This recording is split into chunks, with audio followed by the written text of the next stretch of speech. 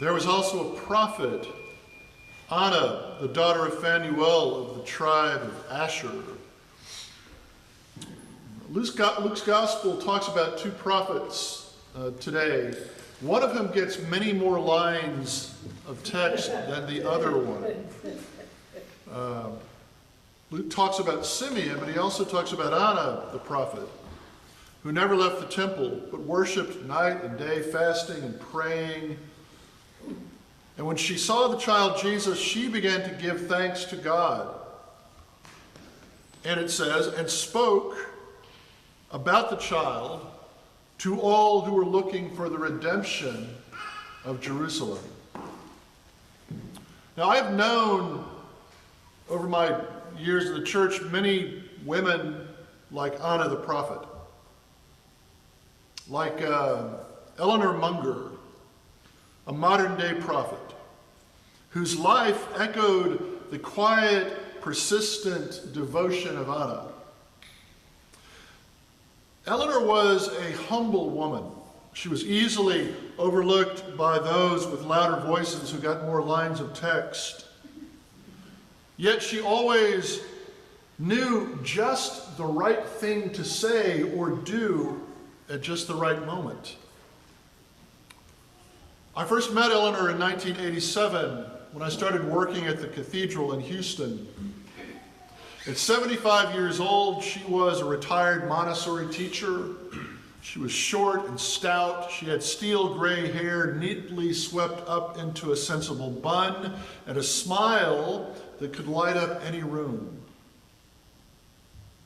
But her true radiance mattered the most in the midst of the dark days of the AIDS epidemic.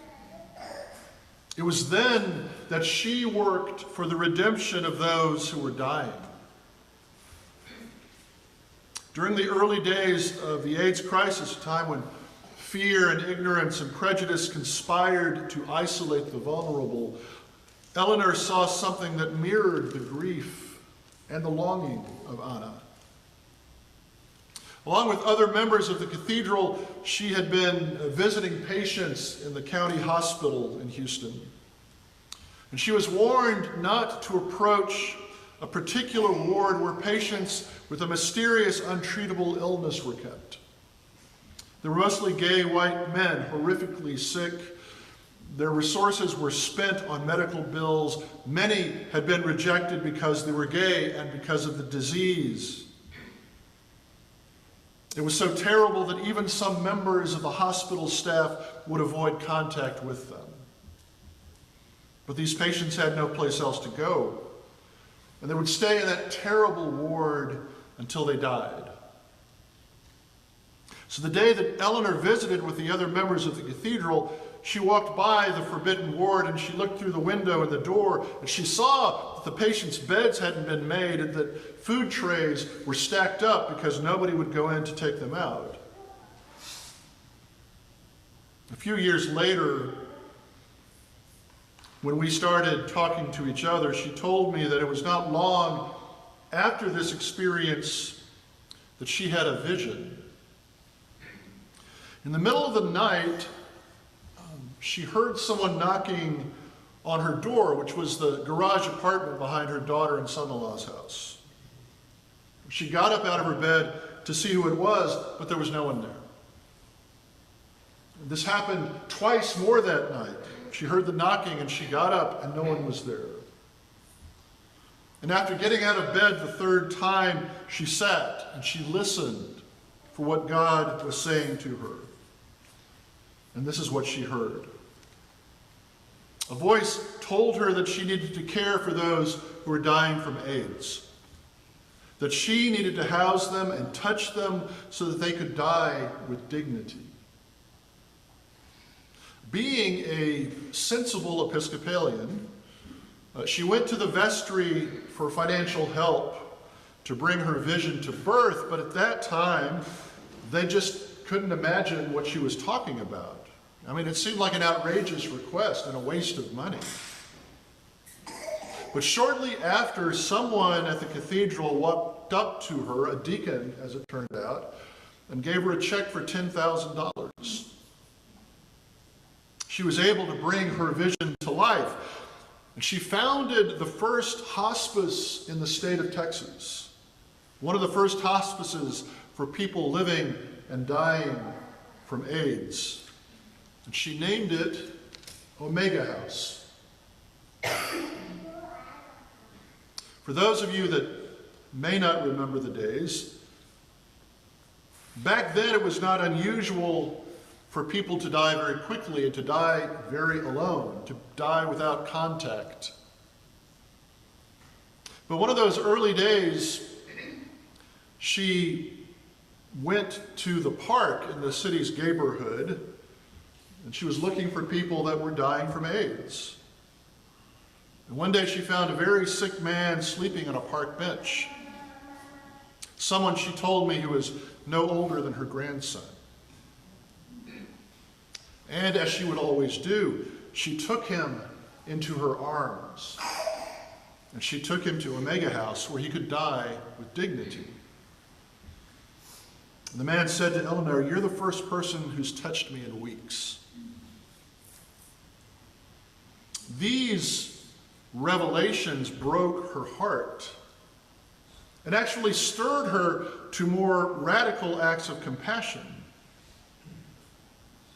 Those who went to Omega House, didn't live very long. The few beds there were changed over every few weeks with new patients. And Eleanor and the other volunteers would feed them, hold their hands, read to them, pray with them, listen to them, and bear witness to their deaths, and then grieve their absences. And a sword will pierce your own soul too.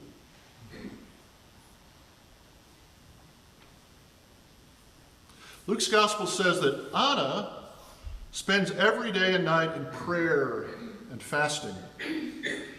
And her constant state of fasting indicates that she is in a state of mourning. And Anna isn't mourning over her dead husband or her life as a widow. Anna is mourning for the people of God. Like my friend Eleanor, Anna saw people living in the middle of a crisis. Their lives had been disrupted by a hostile ruler, Herod. Their land was used to fuel the extraction economy of the empire.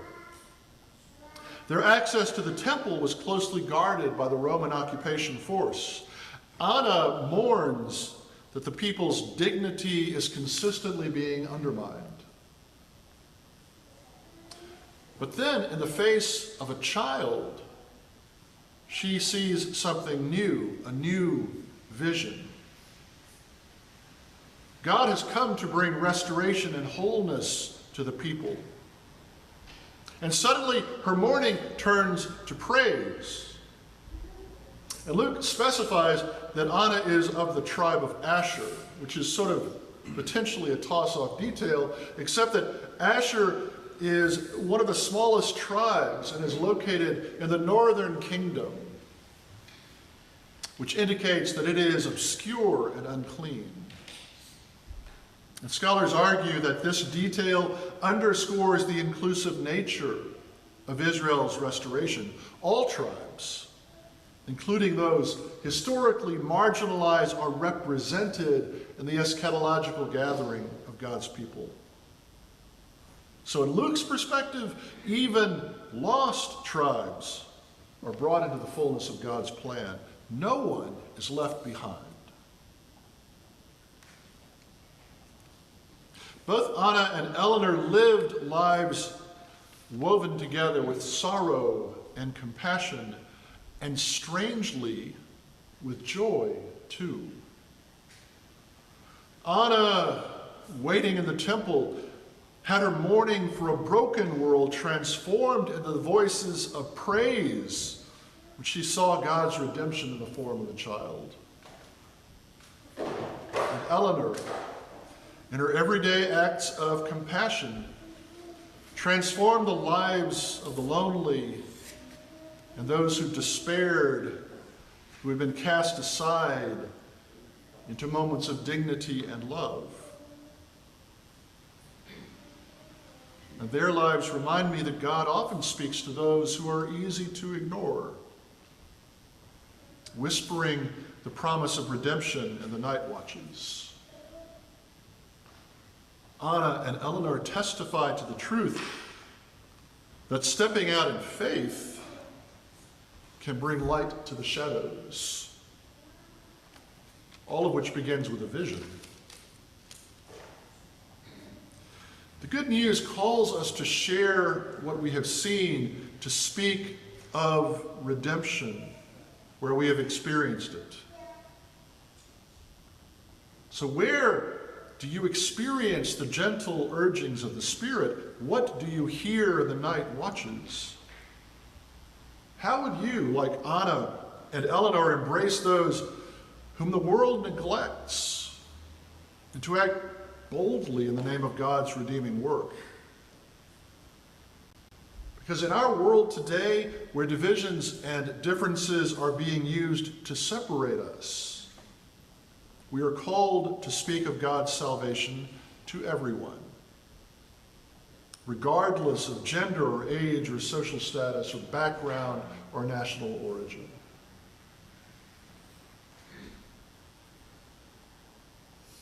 My friend Eleanor died in May of 2004, shortly after I came here to St. Gregory's.